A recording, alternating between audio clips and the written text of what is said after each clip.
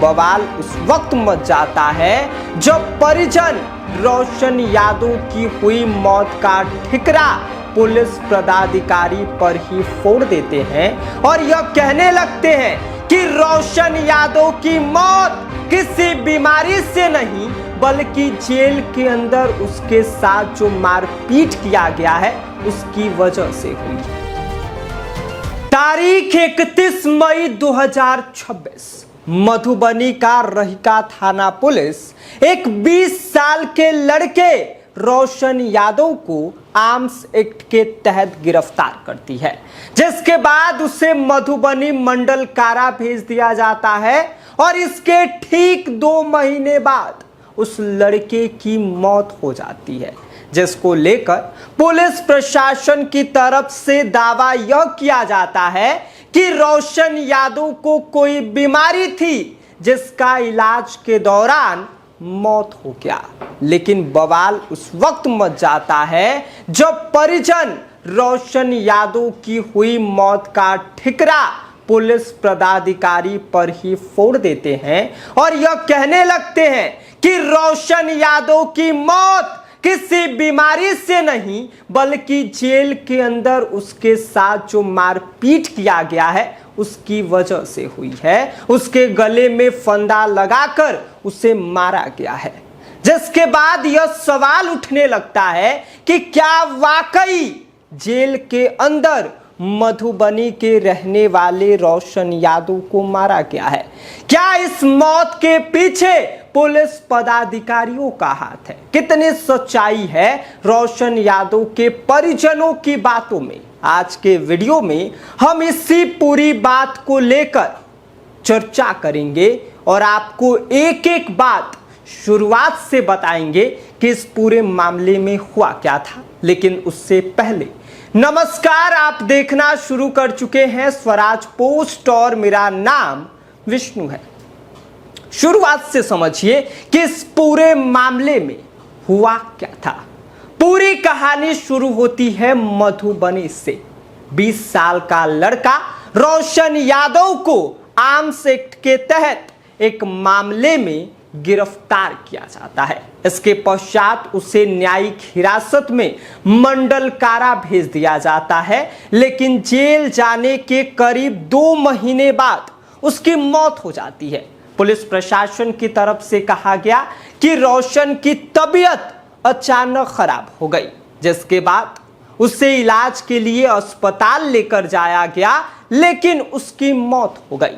लेकिन परिवार ने इस दावे पर ही सवाल खड़े कर दिए हैं। रोशन यादव के परिजनों का आरोप यह है कि रोशन के साथ जेल में मारपीट हुई है और उसकी मौत सामान्य बीमारी से नहीं हुई है। उसके गले में फंदा लगाकर उसे मारा गया है। परिजनों ने इस पूरे मामले की निष्पक्ष जांच की मांग की है। हालांकि इन आरोपों की स्वतंत्र पुष्टि अभी तक नहीं हुई है।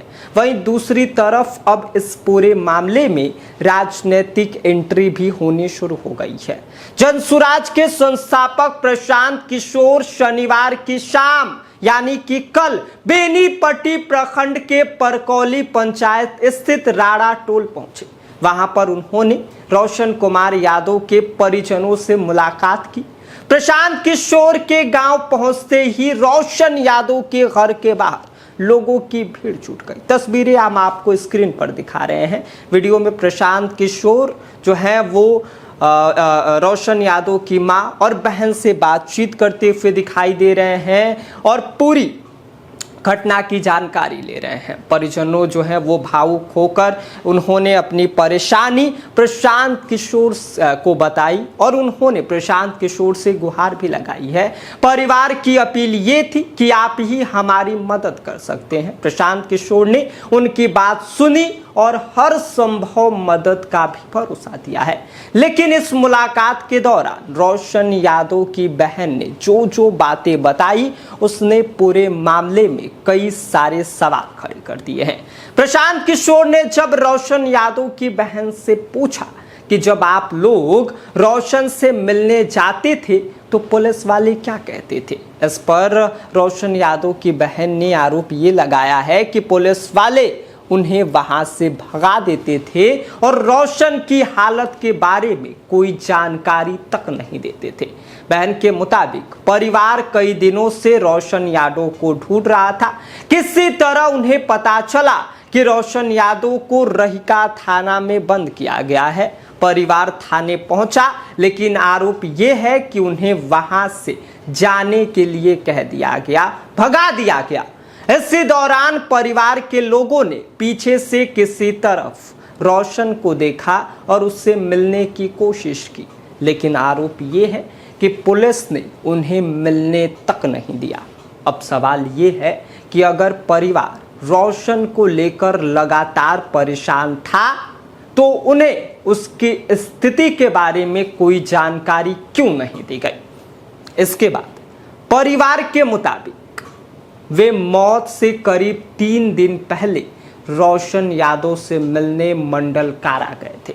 परिवार का दावा यह है कि उस दौरान रोशन की तबीयत बिल्कुल सामान्य थी, लेकिन इसके कुछ ही समय बाद अचानक उसकी तबीयत खराब होने की जानकारी सामने आती है और सोमवार को रहिका थाना पुलिस ने परिवार को उसकी मौत की सूचना दी थी।